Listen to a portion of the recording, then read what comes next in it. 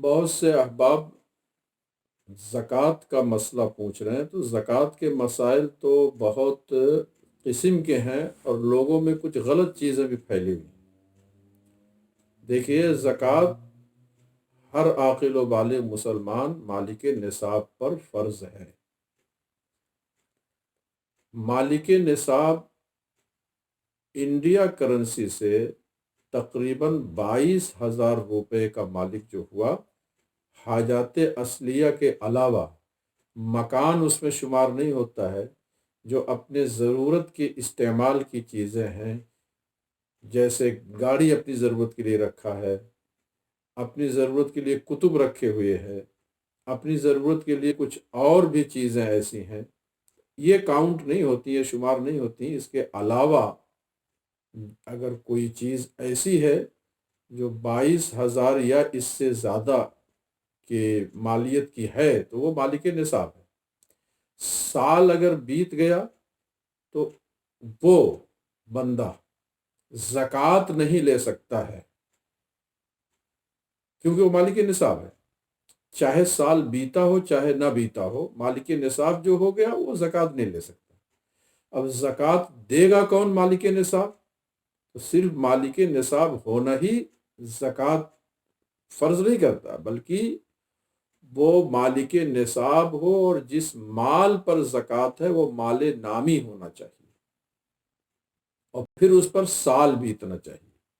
مال نامی کا آسان سا مطلب یہ سمجھیے کہ سونا یا چاندی، سونا 7.5 تولہ یا اس سے زیادہ، چاندی 52.5 تولہ یا اس سے زیادہ، اور یا چاندی کی جو قیمت ہے 52.5 تولہ کی، اتنے روپے پیسے کا وہ مالک ہوا۔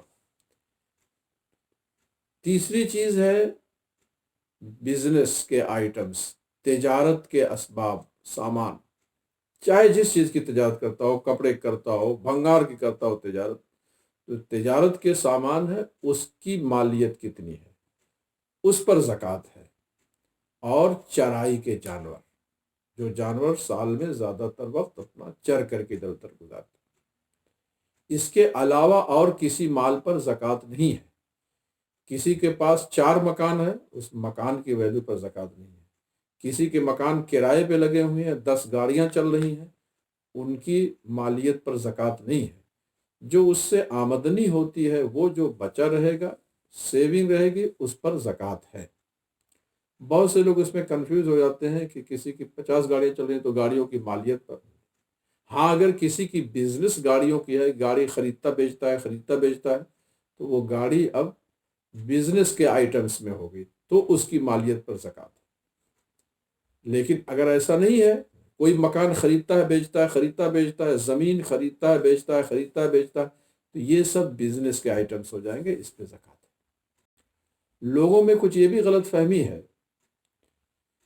کہ ہر مال پر سال بیتنا چاہیے۔ نہیں، نصاب پر صرف سال بیتنا چاہیے۔ بیچ میں اگر کوئی چیز اور اضافہ ہوتی رہی تو اس کو بھی سال کے اختتام پر اس پر بھی زکوٰۃ فرض ہے۔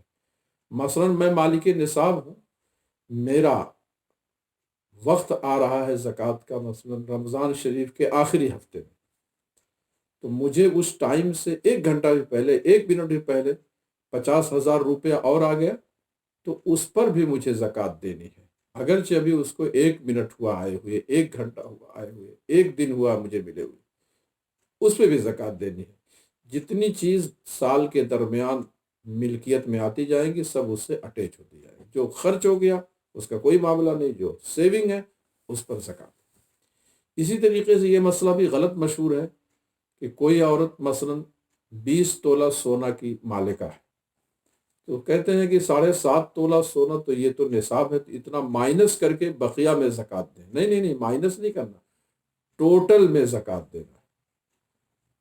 تو یہ بھی غلط لوگوں میں مشہور ہے۔ اللہ تبارک و تعالی حسن توفیق سے نوازے۔ ایک بات یہ بھی یاد رکھیں کہ زکوٰۃ کے جو مصارف ہیں اس میں زکوٰۃ دینا ضروری ہے۔ ہر جگہ بلا جانے سمجھے زکوٰۃ نہیں دینا چاہیے، بہت سوچ سمجھ کر کے۔ دینی مدارس ہوں، غریب و فقیر لوگ ہوں، یتیم لوگ ہوں، مسکین لوگ ہوں، مقروض لوگ ہوں، جو مصارف بیان کیے گئے ہیں وہیں پر زکوٰۃ ادا کی جائے. اور زکوٰۃ ادا اس وقت ہوگی جب فقیر شرعی کو مالک بنا دے. کچھ لوگ ایسا بھی کرتے ہیں کہ زکوٰۃ کی رقم سے کھانا کھلوا دیتے ہیں. تو آپ ہزاروں فقیروں کو کھانا کھلوا دیجئے، اس سے زکوٰۃ ادا نہیں ہوئی، کیونکہ کھانا کھلانا یہ اباحت ہوئی، تملیک نہیں ہوئی. کسی فقیر کو پہلے مالک بنا دیجئے، اس کے بعد آپ اس کی اجازت سے لے کر کے پھر کھلائیے. تو تملیک ضروری ہے. اللہ تبارک و تعالیٰ سب کو حسن توفیق سے نوازے. اور اگر آپ کا کوئی سوال رہے تو آپ اس پہ سوال بھیج دیں تو انشاءاللہ جواب آپ کو مل جائے گا. السلام علیکم.